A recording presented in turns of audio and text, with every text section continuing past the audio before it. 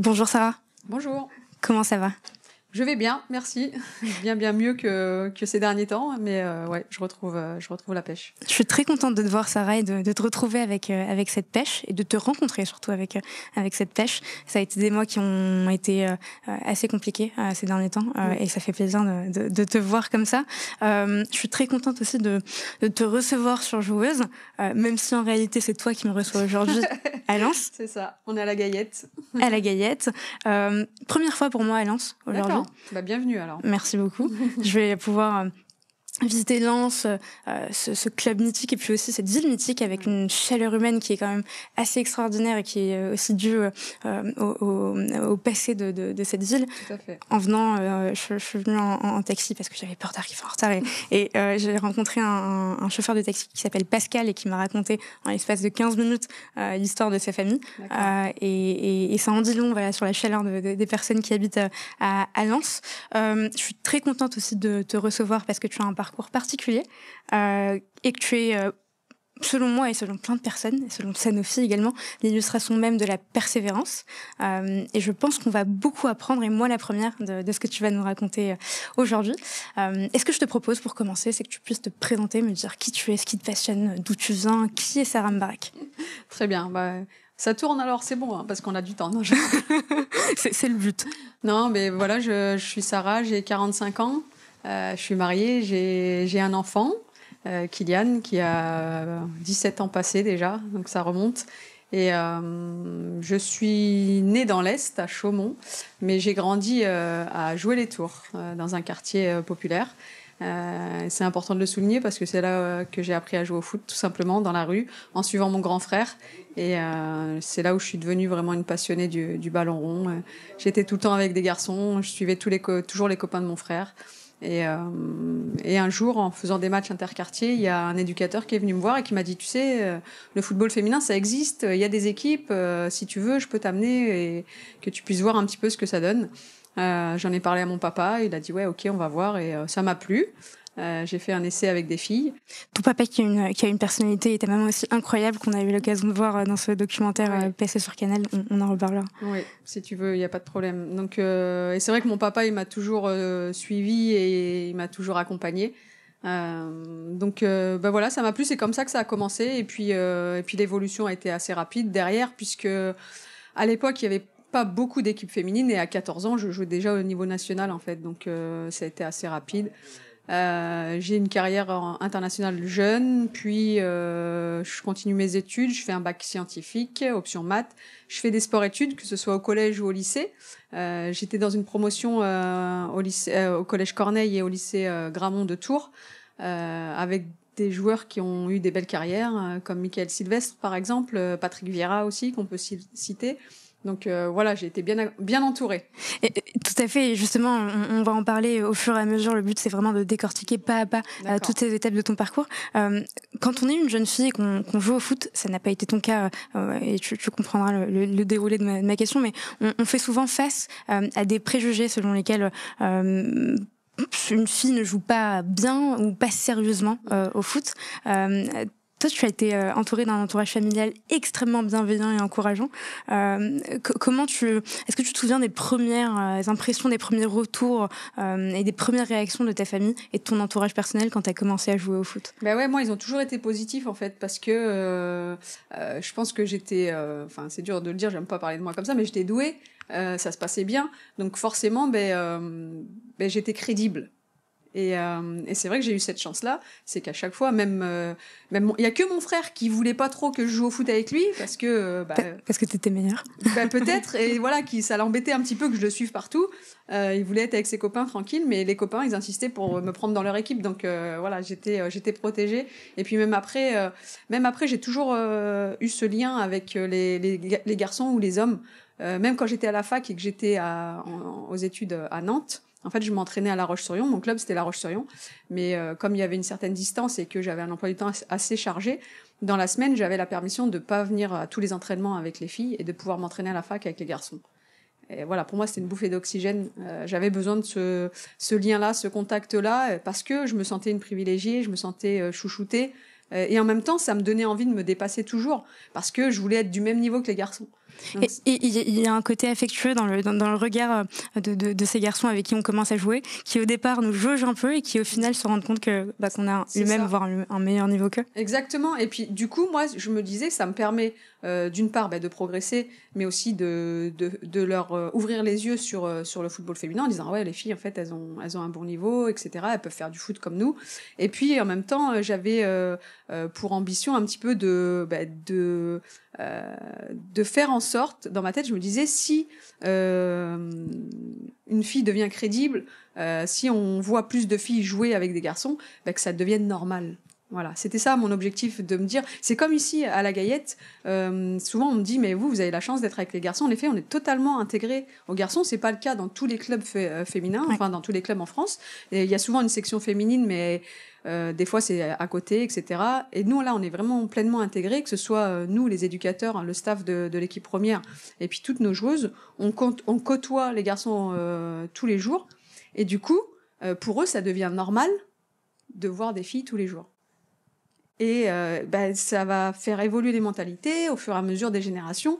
Et pour moi, ça, c'est vraiment une de mes missions que je me suis donnée d'amener le plus loin possible. Et je pense que à travers rien que cette petite chose, on peut réussir à faire changer les mentalités. Et d'ailleurs, j'imagine que tu penses aussi qu'on devrait arrêter de parler de foot féminin, juste de parler de foot. Alors, je suis pas forcément partisane de ça. En effet, c'est que du football, c'est le même football, mais après on a notre particularité aussi. Moi, je tiens à la garder. C'est du football féminin, ça me dérange pas qu'on dise c'est du football féminin, parce que c'est vrai que on saute moins haut que les garçons, on va moins vite, c'est un peu moins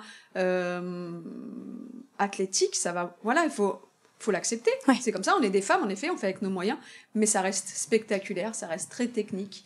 Et je pense que ça mérite d'exister. Enfin, voilà, et tu penses pas finalement que ça va aussi devenir tout aussi athlétique, le foot masculin avant n'était pas aussi athlétique qu'aujourd'hui. C'est sûr. C'était totalement différent, moins technique. Mais même nous, même le football féminin, il a énormément évolué en une dizaine d'années. Je vois même le niveau de la D2 qu'il y a actuellement, c'est pas du tout le même qu'il y avait il y a 5 ans. Donc oui, même nous, les femmes, on devient beaucoup athlétiques, prêtes à rivaliser avec déjà les grandes nations aussi en France. C'est vrai que on a progressé de ce côté-là. C'était ce qu'on nous reprochait il y a quelques années. Donc oui, on progresse et c'est pour ça que ça reste attractif et spectaculaire. On n'a pas à rougir du spectacle que vous offrez toutes les 2 semaines. Sarah, tu as 14 ans et ton père te met tous les soirs, enfin toutes les semaines, toutes les fins de semaine dans un train ou dans un bus. Et tu vis quelque chose d'assez particulier parce qu'à la fois, quand on a 14 ans, qu'on est passionné de foot et qu'on joue quasiment tous les jours au foot, on vit un rêve, mais en même temps, on est éloigné de sa famille, on est encore ado. Comment tu as vécu à la fois ce rêve, mais aussi cet éloignement que tu vivais? Du coup, pour moi, c'était... J'avais pas le manque de ma famille parce que je les retrouvais régulièrement et parce que je vivais de ma passion en fait. Je vivais ma passion. Donc le foot, ça prenait vraiment le dessus. La passion que j'avais pour le foot prenait vraiment le dessus sur l'amour que j'ai pour ma famille. Enfin, c'est fort ce que je dis, mais sur le moment, c'est vraiment ce que je ressentais.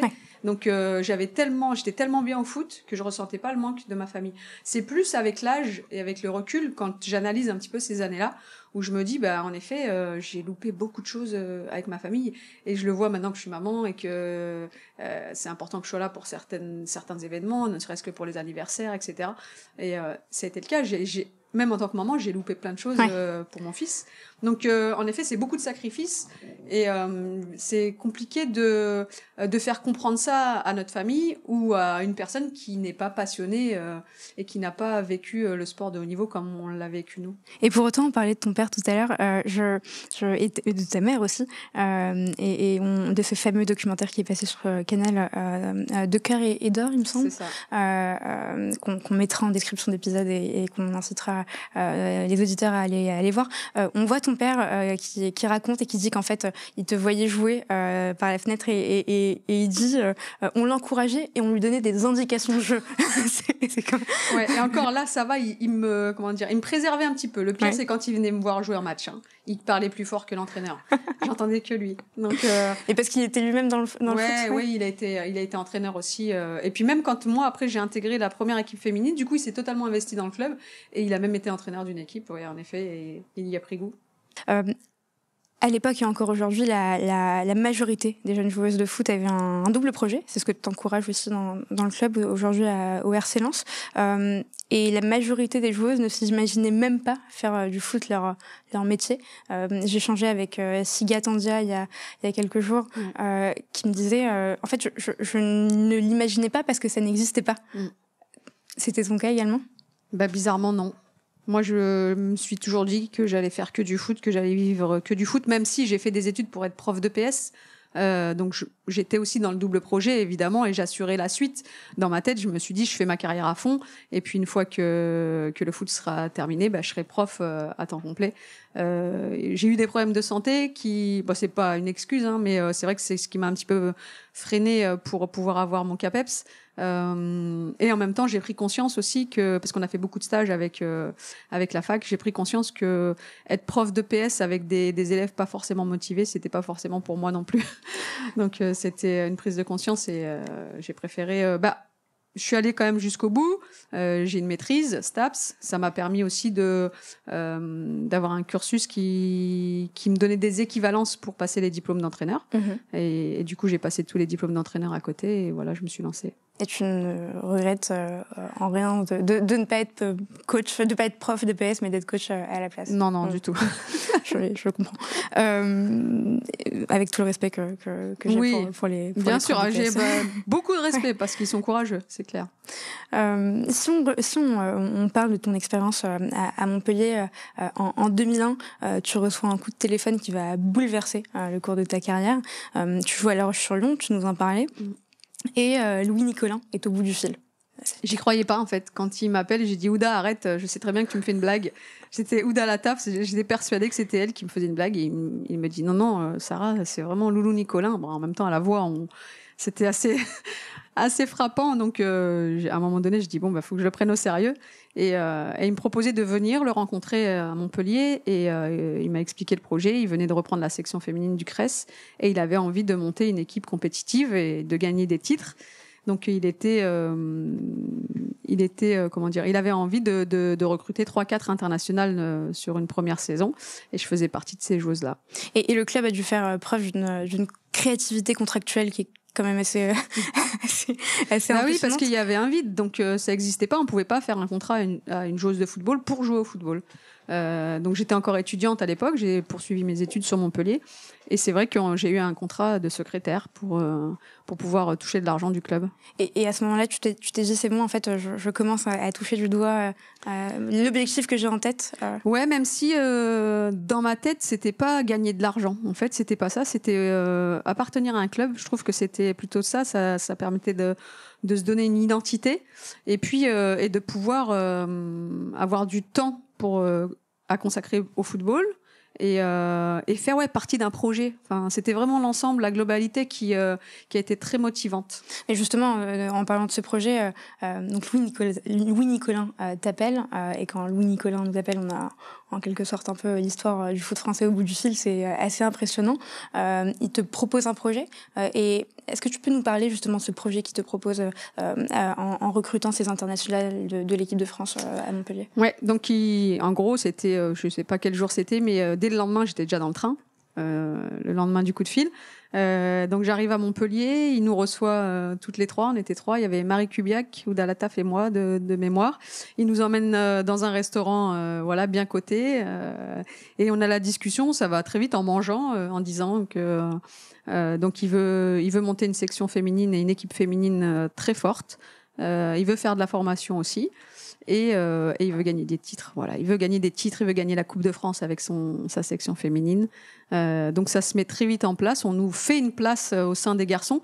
Et c'est aussi Montpellier, c'est aussi un club comme ici à Lens où les filles sont totalement intégrées avec les garçons. Et ça, c'est vraiment un plus et c'est une force. Et c'était quelques années avant l'ascension de l'Olympique Lyonnais, les investissements qu'a mis en place Jean-Michel Aulas dans la section féminine de l'Olympique Lyonnais.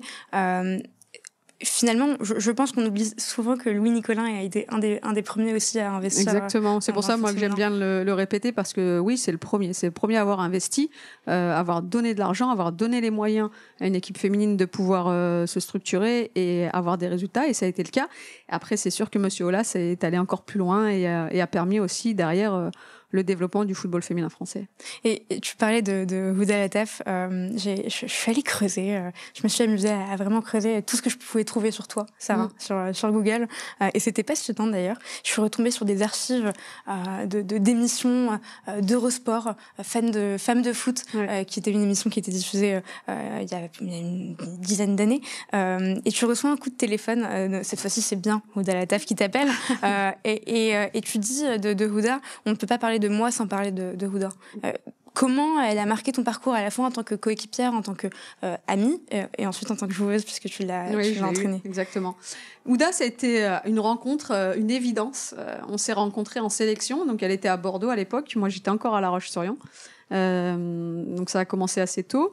Et puis on était d'origine maghrébine toutes les deux. Je pense que c'est ça aussi qui nous a rapprochés. Et on était issus d'un quartier. Voilà, on avait un peu les mêmes parcours, les mêmes valeurs.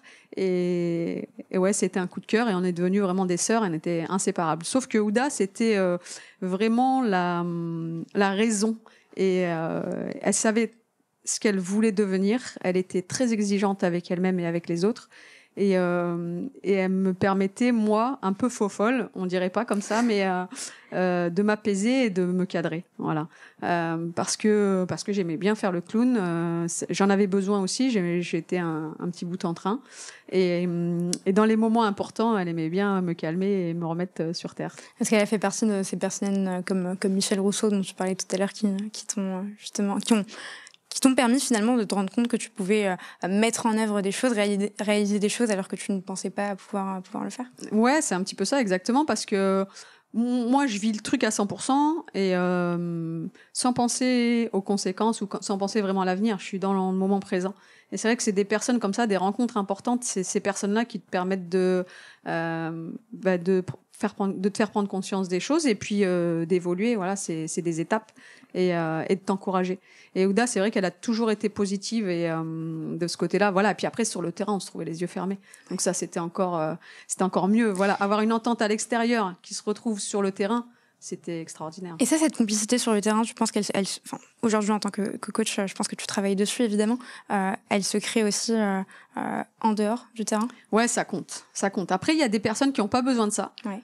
Vraiment, il y a des joueurs, des joueuses qui sont capables d'être hyper proches sur le terrain et qui le seront pas en dehors.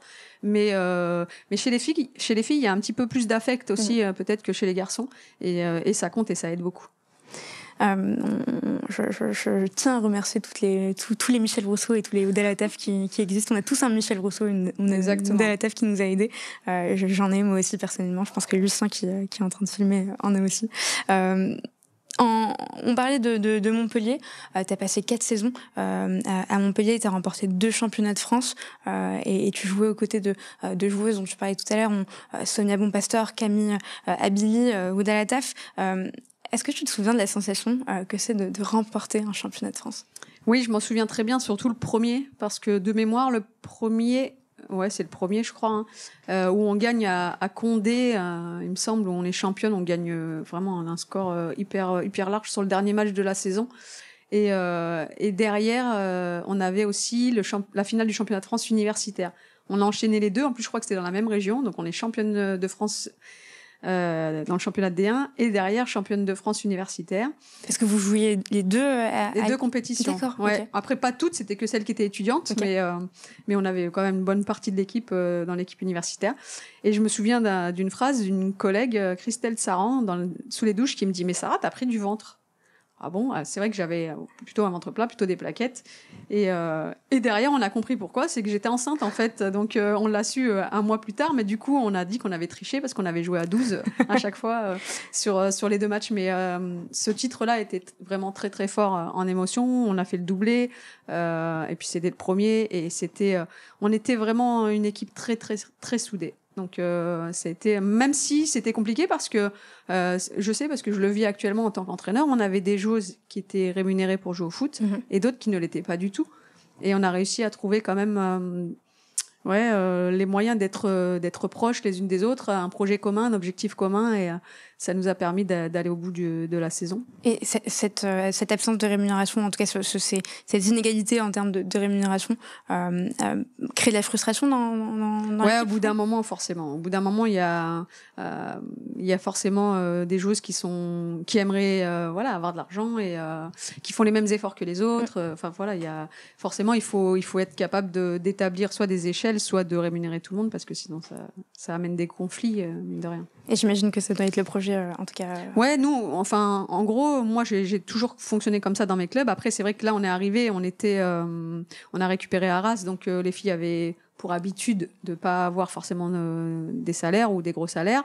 Donc, on y est allé progressivement. On a fini un cycle justement de 3 ans. L'idée, c'est d'améliorer tout ça encore sur les 3 prochaines années et de structurer encore et d'avoir des joueuses rémunérées et de s'orienter vers du professionnalisme.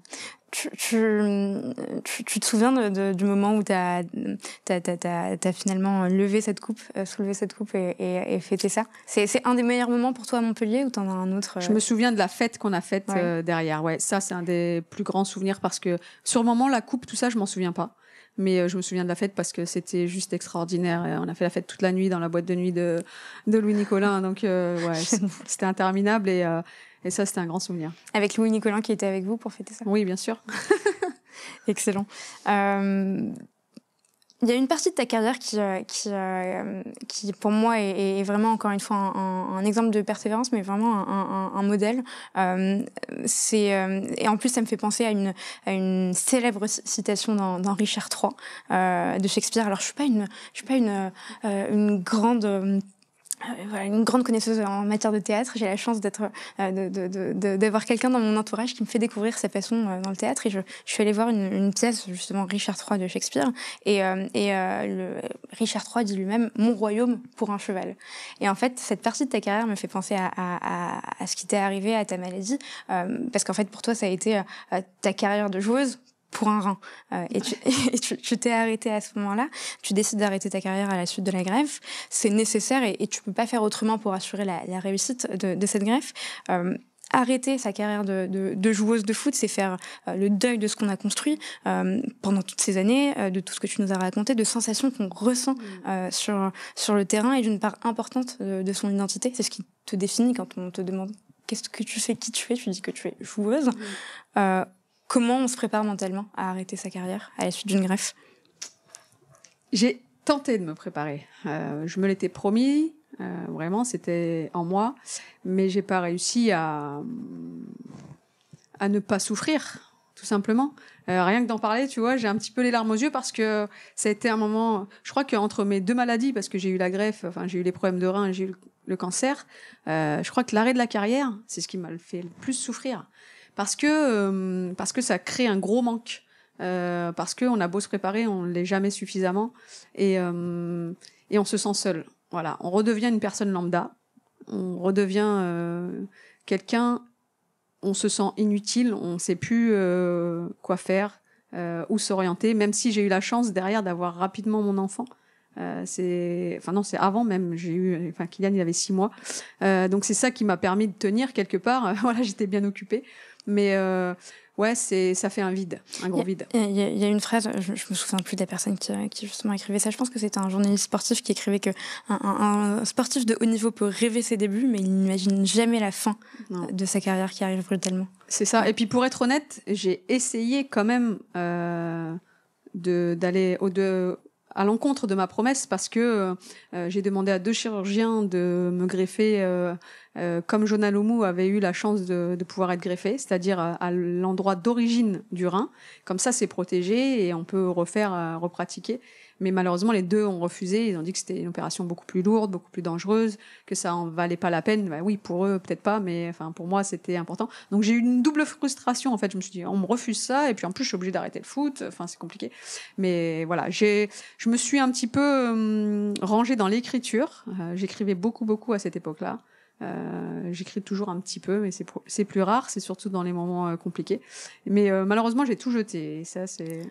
Ouais. Ah, tu jettes tes carnets? T'écris sur J'écris sur des feuilles et je jette tout, je déchire. C'est vrai? Ouais. Mais parce que c'est pour toi, quelque chose s'est passé, tu mets sur le papier tes souvenirs et c'est fini. Voilà, c'est vidé, hop, c'est sorti de moi, mais je le jette et j'arrive pas à les garder. Et des fois, j'ai des regrets parce que je me dis purée, pardon pour le purée. Je me dis je devrais les garder parce que mais j'ai toujours dans l'idée d'écrire un livre, j'ai envie d'écrire un livre, ne serait-ce pour partager ça, ces expériences-là, cette souffrance-là, montrer qu'on est capable d'aller au-delà, qu'il y a des solutions, que tout le monde a la force en soi pour y arriver. Et c'est vrai que j'aimerais le partager, mais ouais, jusque-là, j'ai pas réussi. Eh ben, tu sais, Sarah, je sais ce que je vais t'offrir. Je vais t'offrir des carnets Moleskine que tu vas conserver, tu vas écrire. Parce qu'effectivement, écrire un livre sur ton parcours, il y a tellement de choses à dire. Et puis, faire des interviews comme celle qu'on est en train de faire, c'est quelque chose. Le raconter toi-même et prendre le temps d'expliquer avec ton écriture, avec ta patte, ce qui s'est passé, c'est autre chose. Oui, je sais. Donc, j'espère que tu arrêteras de jeter ces... Oui, je pense qu'à un moment donné, je vais me poser et puis je vais réussir à garder tout ça. Mais des fois, je les garde et puis un jour, comme ça, hop, ça vient dans la tête. Ah non, faut que je les déchire. Ouais. Voilà. Ok. Qu'est-ce qui te manque le plus aujourd'hui en tant que joueuse?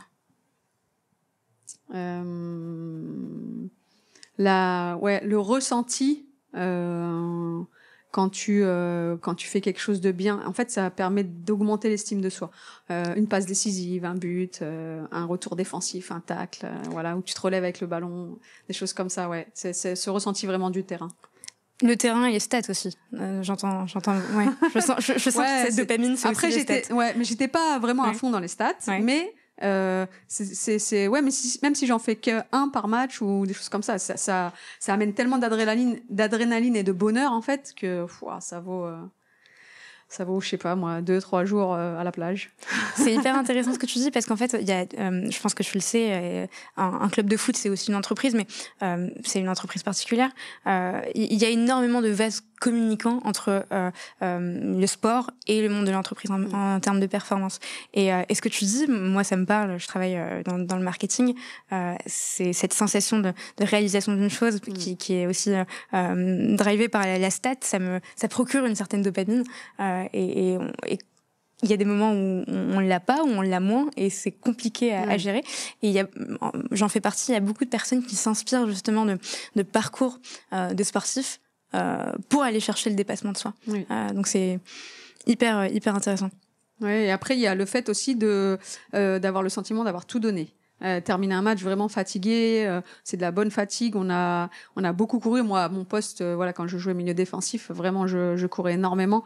Et la satisfaction d'avoir tout donné pour l'équipe et avoir atteint ses objectifs. Qui se matérialise par la fatigue, par le fait d'avoir mouillé le maillot. Ouais, puis c'est de la vraie fatigue. Je vois des fois, je suis fatiguée, mais c'est nerveux ou des choses comme ça. C'est pas la même fatigue et du coup, on n'arrive pas à se reposer de la même façon derrière. Là, c'est un relâchement. Et après avoir fait un plan de jeu, d'avoir travaillé sur une préparation de match, t'arrives à te dire, en fait, c'est une fatigue ou en tout cas un engagement équivalent que sur le terrain? Alors aujourd'hui, à peu près. Mais sur mes premières années de coaching, quand j'ai commencé ma carrière d'entraîneur, non, c'était très frustrant. Je finissais les matchs, j'étais pas fatiguée, j'avais l'impression d'avoir été impuissante presque, de pas avoir pu aider l'équipe sur le terrain. Et c'était très très difficile. Et maintenant, oui, j'arrive à peu près à gérer. Génial. Si on revient à 2007. Tu viens d'être greffée, de devenir maman et de mettre fin à ta carrière en tant que joueuse. Encore une fois, telle l'histoire du foot français au bout du fil, puisque Louis Nicolin t'appelle et te fait une proposition exceptionnelle à laquelle tu ne t'attends pas. Il t'invite à y réfléchir et j'adore cette partie parce qu'en fait tu dis mais en fait moi j'avais pas besoin de réfléchir, ma réponse était toute faite. C'est une proposition, je pense que de nombreuses personnes auraient pu décliner faute d'expérience, en se posant 36 000 questions, en doutant. Et toi ça n'a pas été ton cas. Est-ce que tu peux nous raconter justement comment t'as pris cette décision en l'espace de 2 secondes? Ben, j'ai du mal à l'expliquer en fait. C'est dans ma tête, dans mon cerveau. Moi, il m'a lancé ce défi-là. Pour moi, c'était, c'était me permettre de nouveau d'aller chercher au fond de moi et de me surpasser, de me remettre en question et voilà, d'avancer. Donc c'était pour moi ça a été un oui évidemment. En plus c'était mon club de cœur, mon équipe de cœur. Voilà, j'ai passé beaucoup d'années et j'ai vécu tellement de belles choses à Montpellier que j'avais envie de continuer à vivre ce genre de choses, même si c'était sur le banc, et puis rendre un petit peu l'appareil au club pour ce qui m'avait permis de faire avant, parce que le club, c'est vrai qu'il m'avait toujours soutenu, que ce soit pendant la grossesse, pendant la maladie. Il a toujours été là. J'ai toujours eu mes salaires entièrement sans qu'il y ait besoin de faire appel à la sécurité sociale. Enfin voilà, c'est un détail, mais ça aujourd'hui, de nos jours, vraiment, c'est très important de le souligner. Donc ouais, j'ai relevé ce défi-là et je remercie encore aujourd'hui Louis Nicolin de me l'avoir offert. C'était un peu une réaction aussi de survie. Tu parlais de comment tu as vécu la fin de ton expérience en tant que joueuse. Je t'ai dit, je peux me rattacher au foot de cette manière-là. C'est ça, c'était une bouffée d'oxygène. Dans ma tête, de toute façon, c'est ce que j'avais envie de faire. J'étais déjà entraîneur chez les jeunes. Maintenant, je n'étais pas forcément prête pour le faire tout de suite. Et donc, il y a eu un moment de doute, certainement, où je me suis dit, est-ce que je suis prête? En plus, c'est des copines avec lesquelles je jouais encore il y a moins d'un an. Mais voilà, je me suis dit ouais, en fait c'est une source de motivation supplémentaire, c'est encore une difficulté supplémentaire. On va essayer de relever ça. Et il y a j'ai écouté une interview que je t'enverrai d'ailleurs, je suis sûre que ça t'intéressera, de Patrick Mouratoglou, qui est un coach de tennis qui a notamment coaché Serena Williams, et qui dit que la meilleure chose qui lui soit arrivée en tant que jeune coach de tennis ces premières années, c'était son manque d'expérience. Parce qu'en fait, il dit quand on est formé, on a envie de scolairement reproduire des choses. Quand on l'est pas, on fait plus appel à la logique du bon sens, et ça nous permet finalement de développer certaines choses. Je pense que ça doit te parler. Ouais, après avec du recul, je sais que j'ai fait pas mal d'erreurs quand même, je le reconnais, et pour ça j'ai discuté aussi avec Ouda notamment, et des erreurs sur le moment je m'en rends pas compte, et en même temps je pense que j'ai fait des belles choses parce que j'ai eu des retours de joueuses qui sont actuellement internationales A, qui étaient jeunes à l'époque, avec qui c'était peut-être un peu conflictuel aussi, mais qui, quelques années plus tard, ont reconnu que j'avais raison. Elles ont compris. Oui, elles ont compris, tout à fait. Et j'ai trouvé ça top qu'elles me le disent, parce qu'elles auraient pu le garder pour elles, et elles sont 3-4 dans ce cas-là. Et c'est vrai que ça m'a conforté un petit peu dans ma philosophie d'entraîneur. Donc, mais après, c'est vrai que les 2 premières années ont été quand même un peu compliquées. Et c'est vrai que c'est précieux de prendre le temps de dire les choses même plusieurs années plus tard. Bien sûr, les croiser sur un terrain, il y en a pour la majorité, c'était sur un terrain, un petit mot. En fait, t'avais raison, je me donnais pas assez, enfin des choses comme ça. Et puis il y a même eu des coups de fil où là, c'était des conversations un petit peu plus longues, des cadeaux, des maillots envoyés. Enfin voilà, c'est des choses qui réconfortent, et on fait ce métier aussi pour ça. Pour la reconnaissance et pour accompagner. C'était d'ailleurs une de mes questions, je suis très ravie que t'en parles. En tant que coach, on accompagne finalement des jeunes talents, généralement qui sont jeunes, et on a envie de les voir se développer. Finalement, on travaille une ressource humaine, pas une ressource matérielle, et donc c'est hyper important ce que tu dis. Tu parlais de ces coéquipières qui sont devenues tes joueuses. C'est un sujet encore une fois. Tout est intéressant, mais c'est un sujet particulièrement intéressant où tu deviens coach de joueuses qui étaient coéquipières, d'autres tes amis, certaines avec qui potentiellement, tu m'en as pas parlé, mais peut-être avec qui tu avais moins d'affinité. Ça arrive dans un groupe. Oui, bien sûr. Un peu comme un collaborateur au sein d'une boîte qui devient manager de ses collègues du jour au lendemain. En tant que nouvelle coach, il faut asseoir sa légitimité en tant que leader, mais aussi en tant qu'expert technique. Il faut définir de nouveaux codes, définir un nouveau cadre sans pour autant braquer ses joueuses. Ce que j'adore dans ta manière d'en parler, j'ai écouté quelques-unes de tes interviews, c'est que t'en parles très honnêtement. Tu dis, j'ai fait des erreurs. Ah ouais, j'ai fait des erreurs, et puis en plus j'ai été, on le dit, on manque d'expérience, donc moi je me suis concentrée sur l'aspect vraiment technique de la discipline, leur proposer des séances attrayantes, attractives, ludiques, et en même temps qui leur permettaient de progresser. Donc j'étais vraiment très concentrée sur le technique, sur le sportif, et j'en ai un petit peu occulté le management et le côté humain, parce que je me suis fermée, j'ai fait preuve même un petit peu d'autoritarisme, et je me suis dit que c'était le moyen d'être respectée. Donc sur les premières années, c'était vraiment ça, et au fur et à mesure, et surtout quand je suis partie de Montpellier, en fait, avec l'expérience, on se rend compte que le management, la gestion d'un groupe, le côté humain a aussi beaucoup d'importance, et le fait aussi de passer les diplômes, je m'en suis rendu compte, et ben au fur et à mesure, ça a été l'inverse. Au départ, on va dire, j'avais 80%, voire 90% de mon temps qui était consacré à la préparation des entraînements, à la préparation des matchs, vraiment dans le technique, et 10-20% sur l'humain. Et je crois que la tendance, ça s'est vraiment bien inversé. Là, je dois être à 70% sur l'humain, et le reste, en fait, je le maîtrise à peu près, même si on a toujours besoin d'avancer et de progresser aussi en tant qu'entraîneur. Mais du coup, ça s'est totalement inversé aujourd'hui. Parce que si moralement ça ne va pas, on n'a pas envie de se dépasser physiquement. Ouais, c'est ça. Et puis il faut trouver les bons mots. Il faut faire preuve d'empathie, de bienveillance. En effet, tu l'as bien précisé tout à l'heure, on est là pour les accompagner. On a des objectifs communs, mais ça reste des personnes. Et l'intérêt principal, c'est vraiment la joueuse. Et le projet, il se tourne autour des joueuses. Le principal, c'est l'équipe, c'est pas l'entraîneur. Donc on est là pour accompagner, on est là pour les aider, leur donner des outils pour y arriver, mais c'est leur épanouissement qui est important, et c'est ce qui va permettre derrière d'avoir des résultats de toute façon.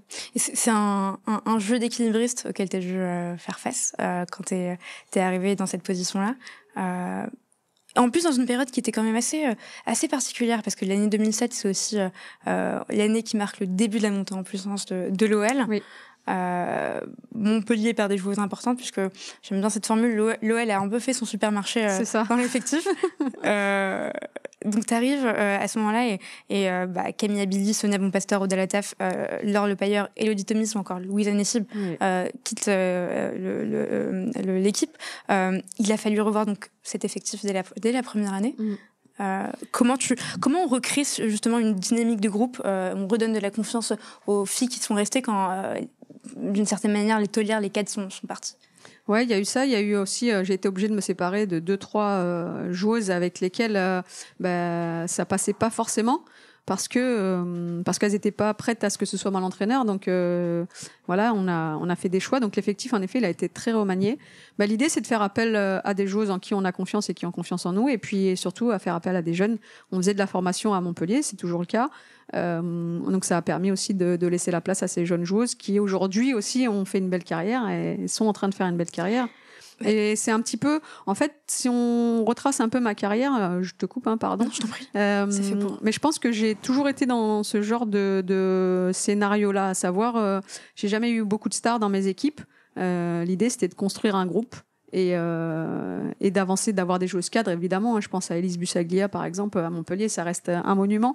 Et voilà, l'idée, c'était de s'appuyer sur 2-3 cadres, et derrière de construire un groupe, construire une équipe, des joueuses qui ont envie d'évoluer ensemble et d'atteindre des objectifs ensemble. Et des objectifs que finalement tu as réussi à atteindre. En 6 ans, tu as des chiffres qui sont quand même assez impressionnants sur 168 matchs, 68% de victoires. Alors, j'ai pas les références de coach. J'imagine que vous devez avoir des référentiels pour savoir au-delà d'un certain pourcentage si c'est bon ou pas, mais 68% de victoires, 15% de matchs nuls, 16% de défaites, 445, je vais y arriver, buts marqués par ton équipe. Une Coupe de France en 2009, on appelait ça le challenge de France. Ouais. Vice-championne de France en 2009, 3 fois finaliste en Coupe de France. Ouais. Ça va, hein? Ouais, oui. Après, c'est sûr que en tant qu'entraîneur, moi, je me dis que j'aurais pu faire beaucoup mieux, mais non. Après, voilà, Montpellier, ça restait une belle équipe quand même, un gros club. Donc, ouais, on a réussi à jouer même la Ligue des Champions, à battre pour la première fois, je crois qu'on était la première équipe française à battre un club allemand. Donc voilà, c'était une belle performance, et on a vécu des très belles années, des très beaux moments. Et on en parlait il y a quelques secondes. Au-delà des stats du palmarès, ce qui compte quand on fait ce bilan en tant qu'entraîneur, c'est l'empreinte qu'on a laissée sur le club et sur les joueuses qu'on a croisées. Tu citais des internationales, je peux en citer Viviane Asseli, Charlotte Bilbao, Sandy Toliti, Marion Torrent, Claire Lavogé, Solène Durand, Lindsay Thomas, Sakina Karchaoui, etc. Et dans les etc., il y a de nombreuses joueuses qui sont extrêmement talentueuses. C'est des joueuses qui ont évolué, qui ont progressé, qui ont connu des hauts et des bas. Est-ce que tu continues à suivre leur progression et à entretenir une relation avec elles? Entretenir une relation, non. J'estime que c'est pas ma place et que voilà, je suis bien à distance. Par contre, les suivre, oui, je suis vraiment de très près. Ouais, on a vécu des choses ensemble. C'est des personnes qui ont marqué ma vie, qui ont marqué ma carrière. Et même si elles sont loin aujourd'hui, c'est vrai que j'ai à cœur de voir ce qu'elles deviennent. Tu es arrivée à Guingamp en 2013, dans un club où il y avait tout à faire, tout à construire. Je pense que tu as un profil de bâtisseuse. C'est ce que dit mon mari, tout le temps. Voilà, je suis d'accord avec ton mari. Tu as une première expérience de coach dans le rétro avec Montpellier. Dans ton effectif, on retrouve des joueuses comme Grid Jambok, Selma Mani, Faustine Robert, Julie de Bever, Marine Daffer, Solène Durand, des joueuses talentueuses qu'on voit encore aujourd'hui sur les terrains. Quels souvenirs tu gardes de ton passage à Guingamp ? Guingamp, ça a été une expérience pour laquelle je garde beaucoup de bons souvenirs, qui m'a permis d'évoluer encore dans ma philosophie d'entraîneur, dans l'expérience que j'ai pu acquérir, etc. De passer un palier, parce qu'en effet, comme tu l'as précisé, il n'y avait pas uniquement le côté entraîneur de l'équipe première, il y avait aussi tout un projet à côté à faire naître et à faire évoluer. Donc c'est vrai que j'ai eu la chance de m'entourer aussi de personnes qui ont été très compétentes à ce moment-là pour faire de la formation notamment, et puis il y avait le côté management un petit peu, même s'il y avait une manager générale à l'époque. C'est vrai que il y avait d'autres missions que j'avais pas eu forcément sur Montpellier, donc ça a été hyper enrichissant. Il y a eu aussi une construction d'équipe, notamment sur les 3 premières années. Au fur et à mesure, on finit, je crois que la 2e ou la 3e année, on finit 5e au classement. Il y a quand même, avec les moyens qu'on avait, ça reste une très très belle saison. Et puis surtout la construction d'un état d'esprit, une équipe à mon image, sans manquer d'humilité, mais j'étais super fière de ce qu'on avait réussi à faire avec cette équipe, vraiment. De créer un groupe, un vrai. Et tu t'es passé du soleil de la paillade à la grisaille de la Bretagne. Dans une interview que tu as accordée au club, tu vois, j'ai vraiment fait mes recherches, j'ai fait mes devoirs. Une interview que j'ai trouvée sur Vimeo, je pense, que tu as accordée au club. Tu retiens une de tes phrases, je vais y arriver, une de tes phrases où tu dis le temps et la météo, ça ne m'intéresse pas. Moi, ce qui m'intéresse, c'est ce qu'il y a dans le cœur des gens. Ça peut paraître bullshit pour certaines personnes, mais moi je te crois quand tu dis ça, Sarah, quand tu dis que c'est ça qui t'intéresse. Puis quand je dis quelque chose, en général, je le pense, sinon j'ai pas intérêt à le dire. Mais parce que j'ai trouvé là-bas, c'est vrai que les Bretons, ils sont hyper têtus, ça c'est pas qu'une légende, mais j'ai trouvé, je suis tombée sur des gens hyper sincères, hyper accueillants. Je me suis fait des vrais amis, des vrais Bretons qui sont agriculteurs, que je salue. Que tu peux citer si tu veux. Ouais, Patricia, Xavier, et tout. Bourbriac, le village de Bourbriac, je sais pas si ça existe sur la carte, je rigole, ils vont me tuer, mais voilà, des gens hyper accueillants. On a passé des heures et des heures dans leur ferme, on a fait la traite des vaches, on s'est occupé des petits poulets qui y avait là-bas.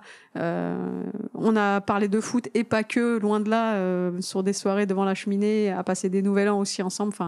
Jamais je me serais imaginé trouver des amis comme ça, et c'est des vrais amis parce que même aujourd'hui, on s'appelle pas forcément tous les jours, loin de là, mais dès que je vais en Bretagne, la maison elle est ouverte.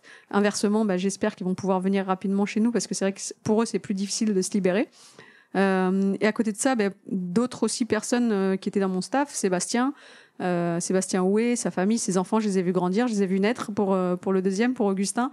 Et on garde des liens à vie.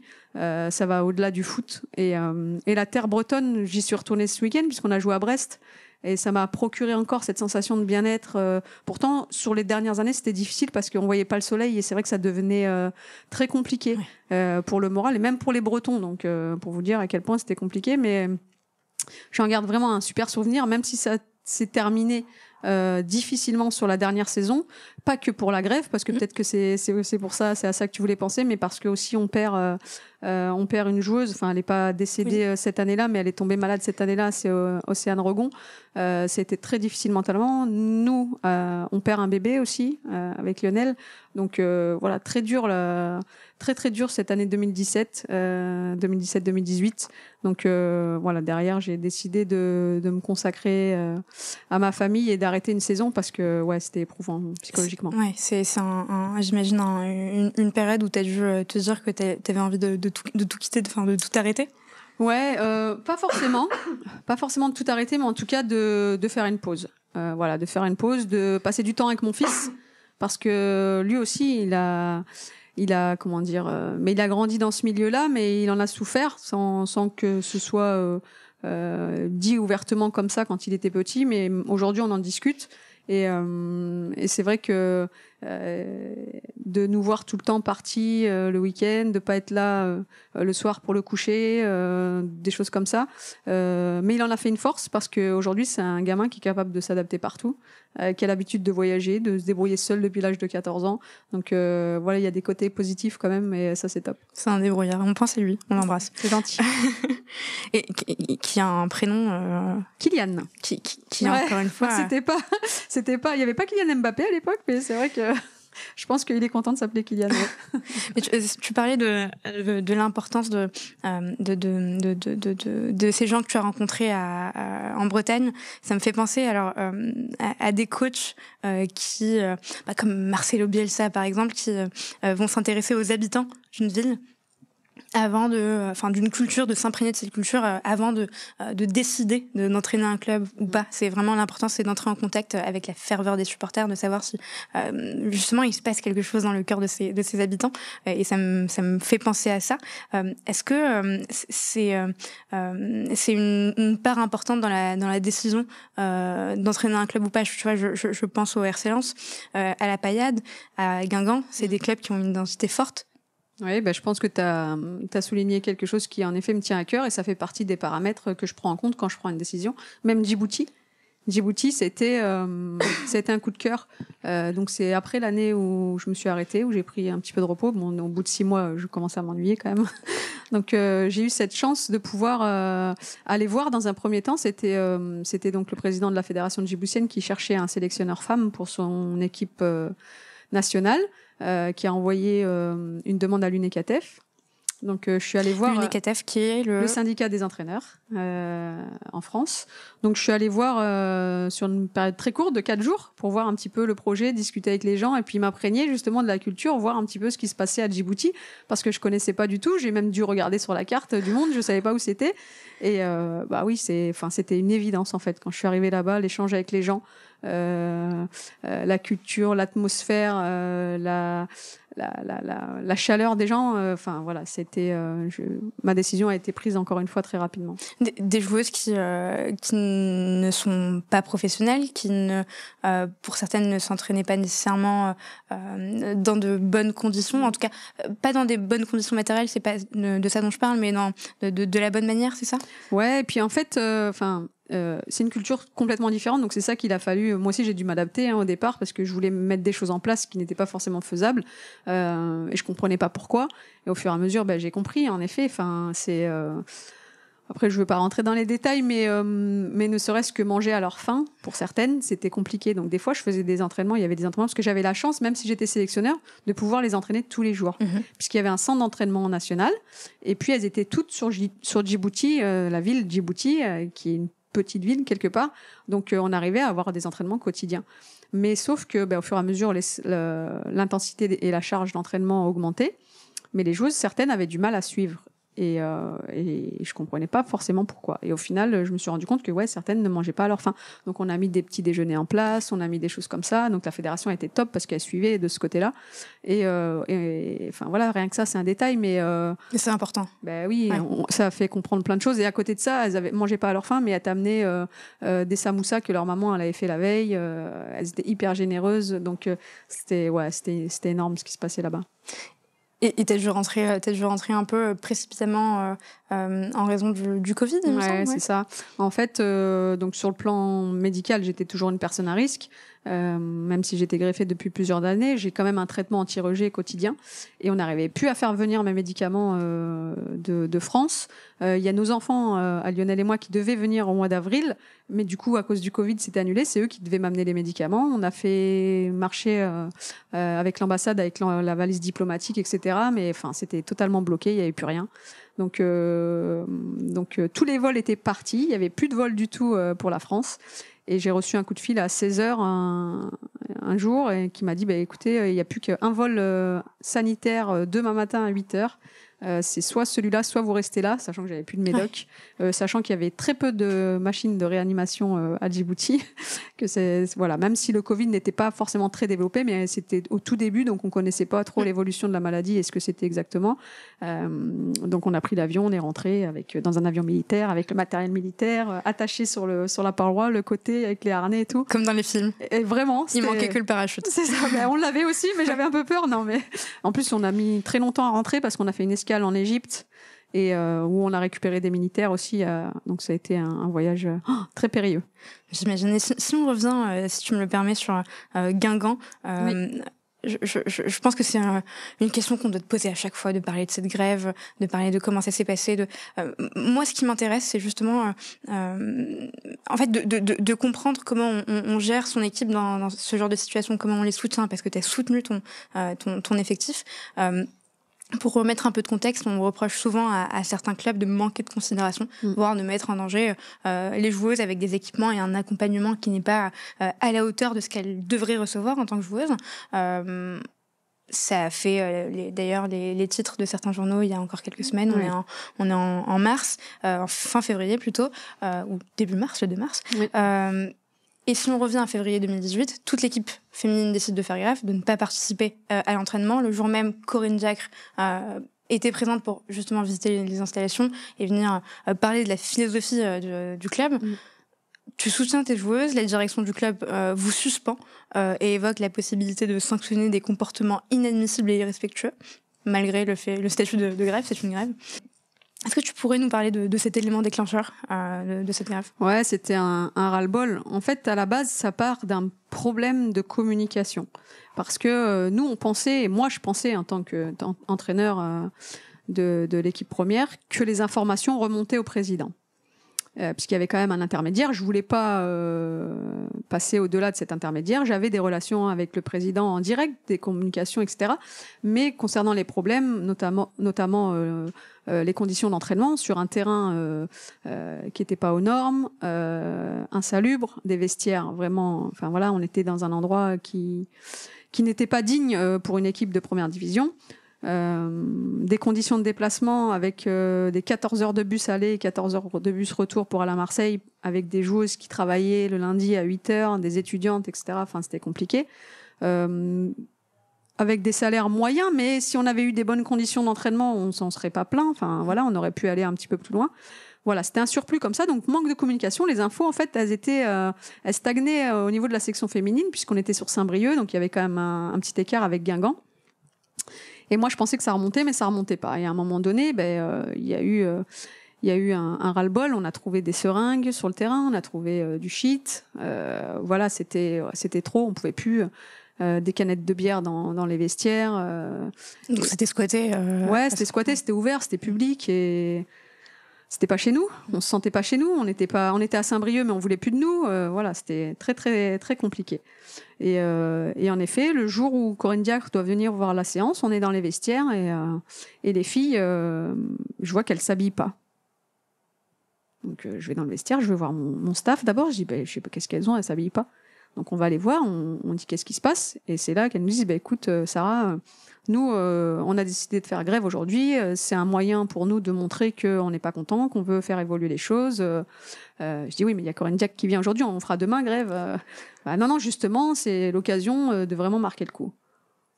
Je dis bon, ok, je dis laissez-moi quelques minutes, je retourne dans mon vestiaire avec le staff, on réfléchit, on discute, et puis nous aussi on vivait ces mauvaises conditions. Donc voilà, on essaye une deuxième fois de les raisonner, mais elles étaient hyper motivées. Donc on leur dit, écoutez, on vous suit, on est avec vous. Voilà. Et ça a dû les toucher de voir que justement vous ouais, après, de toute façon, je pense qu'elles n'en doutaient pas. Ouais. Je pense qu'elles n'en doutaient pas. Et derrière, ouais, il y a eu des conséquences très lourdes. Ça a été très difficile à vivre. Hein. On a eu 5-6 jours vraiment où on dormait pas, où on était en contact permanent les unes avec les autres sur le groupe WhatsApp, parce qu'on savait très bien qu'il y aurait une réprimande quelque part mais on pensait qu'on allait pouvoir être écouté quand même, Et ça a été le cas parce qu'ils ont reçu toutes les joueuses, je crois, une par une. Moi, j'ai pas été reçue, le staff, on n'a pas été reçu, mais les joueuses une par une, en essayant, par contre, de trouver le coupable ou la personne qui a essayé de déclencher le truc. Donc les filles ont été super solidaires, personne n'a rien lâché, et on a réussi à obtenir ce qu'on voulait, puisque ça s'est pas déclenché tout de suite, parce que le club aussi avait besoin de temps et de recul pour mettre les choses en place. Mais au final, aujourd'hui, et moi c'est ça ce que je retiens, c'est qu'aujourd'hui les filles de Guingamp, elles sont à l'académie, elles sont avec les garçons, elles ont des très bonnes conditions d'entraînement, des très bonnes conditions de match, et voilà, pour moi on a gagné. C'est sûr que on parle avec des gens qui connaissent à peine le football féminin. Pour eux, on est professionnels, on a un salaire, on est payé pour jouer au foot, on a les mêmes conditions que les garçons, on joue dans des grands stades. Voilà, en fait, il y a une méconnaissance totale, et c'est pas du tout le cas. Non, malheureusement, mais ça viendra. Oui, bien sûr. Et tu fais partie de ces coachs qui vont justement permettre, et d'anciennes joueuses qui vont permettre aux nouvelles d'avoir tout ça. J'aimerais qu'on parle du RC Lens. Je l'ai pas dit en début d'interview, mais je trouve que quel que soit le club qu'on supporte, on est obligé d'être fan du RC Lens. C'est pas possible de faire autrement. Je pense au cadreur, à Lucien qui est à côté de moi, qui est fan du LOSC, mais qui, je pense, au fond de lui... Ah ouais, ça fait mal, oui. Alors, on va peut-être le faire sortir de la pièce, je pense, mais pour les besoins d'interview... Surtout cette semaine. Mais surtout cette semaine. Et je suis même dégoûtée, je vais te le dire, Sarah, parce que évidemment, c'est impossible d'avoir des places au Stade Bollaert, mais encore moins un week-end où il y a un derby. Un derby impossible. Mais bon, voilà, on est obligé d'être fan de ce club parce que c'est une ferveur des supporters dans le stade, c'est un état d'esprit, c'est une culture. Et même dans les échanges que j'ai pu avoir avec vous par mail, avec Hugo, qui est très sympa, hyper réactif, en fait, c'est des gens simples. Ouais. C'est une simplicité. Et donc, tu arrives en 2020, tu es contacté par un des conseillers de Joseph Ougourlian, tu me dis si j'écorche son nom. Non, c'est ça. Qui te parle du projet de création d'une section féminine au RC Lens. En arrivant, finalement, tu portes à la fois le poids de l'héritage de Lens, mais aussi une page blanche avec tout à construire. On en parlait tout à l'heure, encore une fois, tu es une bâtisseuse, puisqu'il s'agit de la première année de la section féminine. Tu te souviens de tes premiers jours et justement des objectifs qu'on t'a fixés quand tu es arrivée à Arras et Lens, du coup. Ouais, alors il y a eu, en effet, il y a eu une première rencontre d'abord à Arras, où il y a eu une officialisation de la fusion. Enfin, c'était pas la fusion, c'est un rachat de droits du club d'Arras, avec toute une cérémonie à la mairie d'Arras, etc. Enfin, c'était top, quoi. Donc là, je me suis rendu compte que c'était quand même important et qu'on accordait beaucoup d'importance à la section féminine du RC Lens. Donc je me dis waouh, c'est sérieux, c'est cool. Et même chose, mes premiers jours ici sur la Gaillette, alors qu'on pensait, nous, enfin je dis nous parce que il y a Marie Shepers qui est dans le même cas que moi. On a été mises ensemble sur le démarrage de cette section féminine. Elle est coordinatrice administrative. Et donc pour nous, on allait être encore sur Arras, on allait s'entraîner sur Arras, avoir nos bureaux sur Arras. Et au final, les choses se mettent vite en place et on nous permet d'être ici sur la Gaillette, d'avoir l'équipe première qui s'entraîne aussi sur la Gaillette. On nous dégage des créneaux d'entraînement. On nous fait un bureau extraordinaire, alors qu'au début on était sur une petite table avec Stéphanie Blanchard dans son bureau à elle. On l'embêtait plus qu'autre chose. Et au fur et à mesure, enfin, tu auras l'occasion de le voir, le bureau, et encore, il n'est pas tout à fait terminé parce qu'on est en train d'améliorer un petit peu la déco pour qu'on se sente bien. Déco sang et or, évidemment. Oui, voilà. Donc, enfin voilà, les choses ont super vite évolué. Donc je me suis dit c'est cool, on nous prend au sérieux. Donc ça c'est bien. Et derrière, un petit peu de pression, parce que grosse responsabilité, parce que premier poste de manager général quand même. J'ai une formation dans le management avec notamment mon dernier diplôme, le BPF, mais c'est vrai que il y a toujours à apprendre, et j'apprends tous les jours d'ailleurs dans ce métier-là. Et du coup, un peu de pression, mais avec des objectifs clairs et beaucoup de bienveillance et beaucoup de patience de la part de la direction. Donc, en gros, on fait ce qu'on dit. Et ça, c'est très important parce que jusque-là, j'ai eu l'occasion de rencontrer des présidents qui disaient beaucoup de choses, mais pour mettre les choses en place, c'était plus long ou plus compliqué. Là, au moins, quand on dit quelque chose, on le fait derrière et on assume. Et tu dis que tu portes une double casquette, à la fois coach et manager. Ça te conduit à mettre en place des choses auxquelles tu n'étais pas nécessairement habitué. J'imagine, tu me diras si tu étais impliqué dans ce partenariat, mais à la signature d'un nouveau sponsor, par exemple, maillot. Alors, il y a... Heureusement, cette partie-là, toute la partie commerciale, elle est mutualisée avec les garçons. Super. Donc, nous, ça nous décharge beaucoup. C'est vrai que s'il y avait en plus cette partie-là, je crois que je pourrais plus dormir. J'aurais plus de temps. Mais non, mais même tout ce qui est comptabilité, enfin voilà, c'est ça, c'est cette chance-là qu'on a. Nous, on se consacre aux sportifs, vraiment. Et tous les aspects administratifs, bon, il y a Marie pour la partie vraiment administrative purement féminine. Mais après, tout le reste, la gestion des contrats, voilà, c'est mutualisé avec les garçons, donc on est tranquille. Super. Ça leur donne plus de travail, mais c'est pas grave. La preuve, ils sont contents, ils râlent pas. Non, mais je pense qu'ils doivent être contents de travailler pour une nouvelle équipe. Ça doit être passionnant pour eux. Ton équipe est composée d'un entraîneur adjoint, d'un analyste vidéo, d'une préparatrice physique, d'un kiné. C'est un chouette effectif pour une équipe de D2. Je sais que vous avez des ambitions évidemment d'ascension en D1. Est-ce que tu peux nous expliquer dans un premier temps comment tu constitues ton staff en arrivant? J'imagine que tu n'as pas eu tout cet effectif d'un coup. Non, au départ, j'étais seule. Il fallait trouver au moins un entraîneur de gardienne. Parce que ça, c'est autant sans adjoint, j'ai plutôt évolué comme ça, en fait, même sur mes clubs précédents. J'arrivais à gérer, mais il me fallait un entraîneur de gardienne. Donc ça, c'était une priorité. Et Marie, en fait, Marie, elle a une triple casquette au club. Donc, on mutualise beaucoup, tu vois. Elle est donc coordinatrice administrative. Elle est également préparatrice athlétique en chef. Et puis joueuse. Donc sur le terrain, enfin en gros en dehors du terrain, dans la préparation, tout ça, c'est elle qui fait les séances sur le plan athlétique. Donc on se concerte. Et puis quand c'est sur le terrain, c'est moi au début qui mettais en place. Mais bon, j'avais toujours fonctionné comme ça me faisait pas peur, il y avait pas de souci. Il suffit d'animer quoi, puisque les contenus sont déjà préparés. Donc il me fallait qu'un entraîneur de gardienne. Donc au début, on était vraiment réduits à ça, toutes les deux, plus l'entraîneur de gardienne qui était Christophe à l'époque. Donc voilà, ça c'est la première année Covid, sans trop de compétition, donc voilà, on arrive à s'en sortir comme ça. Et puis il faut évoluer, il faut construire, il faut progresser. Et du coup, je tombe sur Samuel Delcroix, qui lui va faire office à la fois d'adjoint et d'entraîneur de gardienne. Donc c'est un temps plein de plus dans l'effectif, on est super contents. On prend aussi également une stagiaire, parce que tu l'as pas évoqué, mais on a une stagiaire aussi en préparation athlétique, Ophélie Bolzon, voilà, qui est vraiment spécialisée dans la réathlétisation des blessés. Donc en effet, voilà, on est un staff, et elle à côté, on peut lui confier les blessés ou les retours de blessures. Donc on grandit encore. Et l'année d'après, on a encore grandi. On a un autre préparateur athlétique qui est stagiaire et qui va me permettre, moi, de prendre du recul sur les parties athlétiques pendant les séances. Et c'est lui qui va mettre en place, qui travaille avec Marie, du coup. Et un stagiaire en analyse vidéo. Donc ça nous dégage vraiment beaucoup de temps, parce que Samuel et moi, on faisait l'analyse vidéo, surtout Sam d'ailleurs, qui regarde beaucoup de matchs. Donc voilà, ça nous dégage beaucoup de temps. Et puis le kiné, qui lui, jusqu'à l'année dernière, était uniquement qui était là sur les matchs, voilà, essentiellement, à domicile ou à l'extérieur, et qui depuis cette année a 2 créneaux. On a réussi à mettre en place 2 créneaux le lundi et le vendredi. Ici à la Gaillette en plus, donc voilà, on a bien évolué et on a encore pour la saison prochaine, parce que tu l'as dit, l'idée c'est de pouvoir accéder le plus rapidement possible en première division. Donc nous aussi on a besoin de se structurer et d'avancer. On a encore des pistes d'amélioration pour élargir le staff et augmenter les missions de chacun.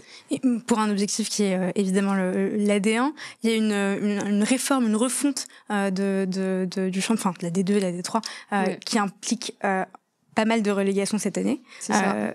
J'imagine que du coup, vous avez un jeu de mots, relégué l'objectif D1 pour l'avoir dans les années à venir, l'année prochaine. Ouais, on repart sur 3 ans, comme je te l'ai dit tout à l'heure. On va faire en sorte de, déjà dans un premier temps, de se maintenir, parce que c'est pas encore gagné, hein, il y a 6 descentes, donc on a encore besoin d'au moins 2 victoires pour assurer le maintien.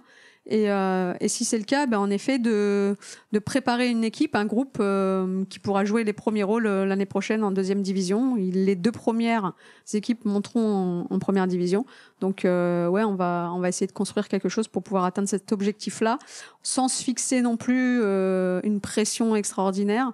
Mais je sais que le président, il attend que ça, le club aussi. Donc, voilà. Et puis, c'est motivant et on a besoin de ça aussi, nous, pour travailler. Et de pouvoir le faire en prenant le temps, ça doit être extrêmement...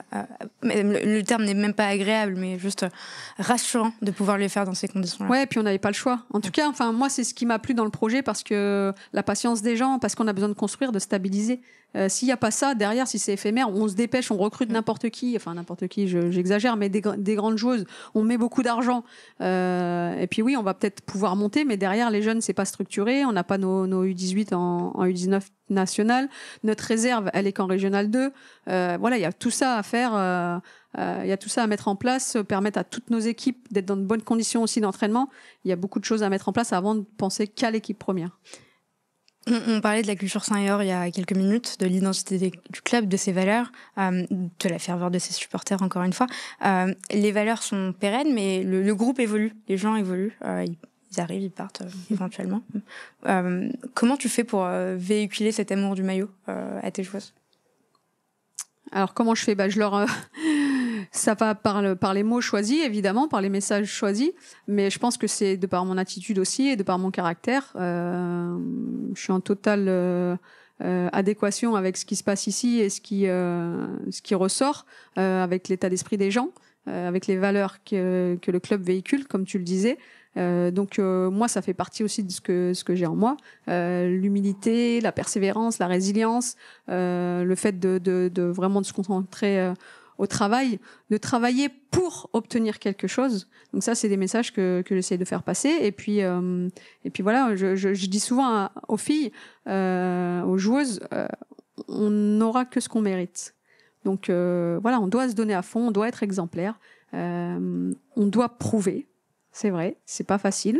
Elles aussi, ce sont quelque part des précurseurs dans leur domaine, parce qu'on est la première section féminine du RC Lens. On fait partie du premier groupe et on doit marquer. Et on marquera l'histoire de toute façon, quoi qu'il arrive, mais on doit la marquer de la plus belle des manières.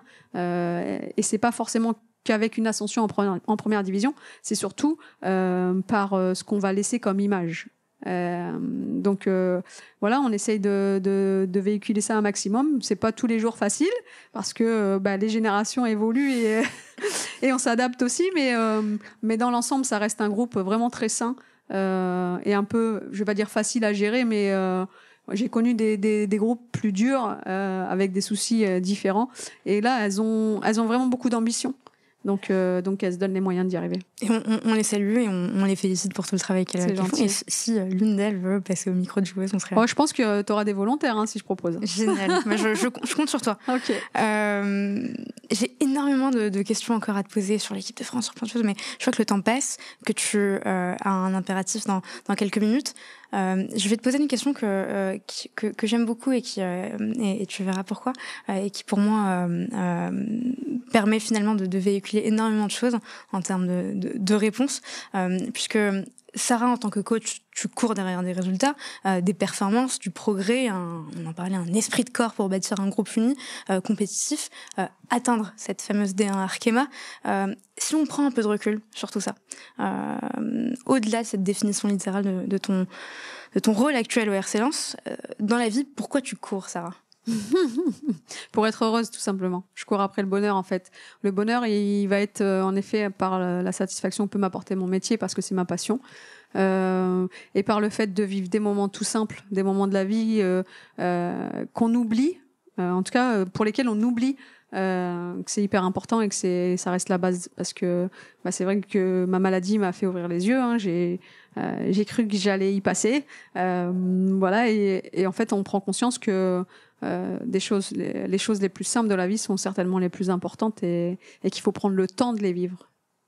Et c'est encore une fois, comment rebondir par rapport à tout ce que tu dis sans paraître ridicule, parce que c'est vraiment un exemple de encore une fois de résilience, de persévérance, et merci d'en parler, merci d'avoir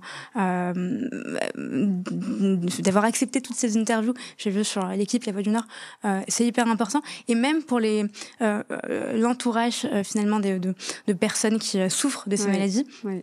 D'avoir ce type de témoignage, c'est hyper important. J'en fais partie. Ça m'a beaucoup touchée. D'accord. Je t'en remercie. On va passer à la dernière partie du podcast. Il nous reste 5 minutes. Okay. C'est une séquence tir au but. Donc, tu es en terrain connu. Pas 5 tirs, mais 6 tirs, puisqu'il y a 6 questions. Bref, pour 5 réponses. 6 réponses. Bref, je vais y arriver du tac au tac. Il y a des jours avec et des jours sans lancement. Donc, c'est un jour sans. Quel est ton plus beau souvenir sur le terrain, Sarah? Ah, c'est dur. C'est dur. Ça doit être du tac au tac en plus. Ouais. Voilà, je vais pas tricher. Quand tu m'as posé la question, il y a une image qui m'est venue, et c'était vraiment la victoire 1-0 au Bayern de Munich avec un but d'Elodie Ramos. Très clair. Deuxième question, Sarah. Si tu avais le pouvoir de changer les choses pour le foot féminin, par quoi commencerais-tu? Par donner des conditions d'entraînement aux joueuses dignes de ce nom, vraiment. C'est entendu et c'est transmis. Troisième question, Sarah. Si tu devais citer ton plus grand apprentissage, une leçon de vie apprise grâce au foot. Je dirais, ça concerne encore Montpellier et la Ligue des Champions. On est éliminé à la dernière seconde contre, je crois que c'était une équipe suédoise, Umeå de tête. Jacobson qui déborde, qui fixe Marion Torrent, et on avait répété à Marion Torrent, t'inquiète pas, elle est gauchère, ou elle est droitière, elle est que sur son pied droit, elle rentre sur son pied droit. Donc Marion, à dernière seconde, elle écoute ce qu'on dit, elle lui ferme le pied droit, sauf que Jacobson a fait crochet intérieur pied droit, elle enroule pied gauche, ou c'est l'inverse, je sais plus trop, et elle marque. Dernière seconde, et match nul ne nous convenait pas, on a été éliminés sans perdre. Et ça, je me suis dit, mais ouais, en fait, on n'a pas la vérité, quoi. Non, jamais. Jamais. Quatrième question, Sarah. Si tu devais citer une personne qui t'inspire à donner le meilleur de toi-même en tant que joueuse et en tant que personne, de manière générale. Alors, j'ai beaucoup aimé Jona Loumou. J'ai lu son livre, une histoire un petit peu similaire à la mienne, donc c'est vrai que je me suis pas mal inspirée. Cinquième question, Sarah. Le meilleur conseil qu'un coach ou qu'une joueuse t'ait donné?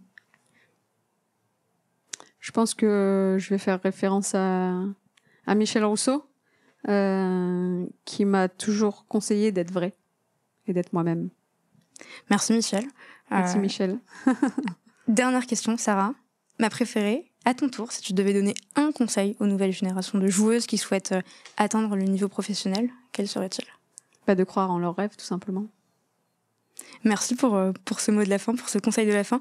Un grand merci de nous avoir accueillis. On est dans les temps, voilà, il est 49, donc on devait te libérer à 50. Très bien. C'était un plaisir de t'avoir et on te souhaite plein de belles choses pour tes joueuses et j'espère pour venir voir vos matchs en D1 Arkema. Merci beaucoup. À bientôt.